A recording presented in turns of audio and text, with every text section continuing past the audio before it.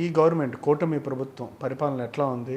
వాళ్ళు చేస్తున్న అభివృద్ధి సంక్షేమం, వారు చెప్తున్న మాటలకి, ఇచ్చిన హామీలకి గత ప్రభుత్వంతో పోలిస్తే ఎంతవరకు మీ ఒపీనియన్ ఏంటి? అంటే గత ప్రభుత్వంలోని ఏదైతే జగన్మోహన్ రెడ్డి గారు నవరత్నాలు అనుకొని కార్యక్రమాలు చేశారో, ప్రభుత్వం ఒక పక్క ఇబ్బంది పడుతుంది, అప్పులు అయిపోతుంది, ఇవన్నీ కూడా ఒక పక్క తెలిసినప్పటికీ కూడా సామాన్య ప్రజలు చాలా హ్యాపీగా ఉన్నారని నాకు అనిపించింది. నా మనసుకు అనిపించింది చాలా సంతోషంగా ఉన్నారని. అలాగే ప్రతి ఎమ్మెల్యే కూడా గడప గడప కార్యక్రమం పెడతారు, దర్జాగా వెళ్ళేవారు.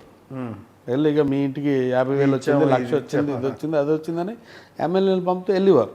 అది చాలా సంతోషం. ఒక పక్క రాష్ట్రం ఫైనాన్షియల్గా క్రైసిస్లోకి వెళ్ళిపోతున్నా కానీ ప్రజలు హ్యాపీగా ఉన్నారని మాలాంటి రాజకీయ నాయకులకి మాకు నచ్చుతుంది. ఎవరైతే విశ్లేషణలు ఉన్నారో, చదువుకున్న వాళ్ళు ఉన్నారు, వీళ్ళకేం పని లేదు, ఉచితాలు ఏటి, అయ్యేటి, ఇయ్యేటి అని. ఆఖరికి గౌరవ పెద్దలు వెంకయ్యనాయుడు గారు కూడా మొన్న ఏటి అవసరమా, బస్సు ఫ్రీ బస్సు ఇవన్నీ అవసరమా అని ఆ పెద్ద కూడా అనే పరిస్థితికి వచ్చింది.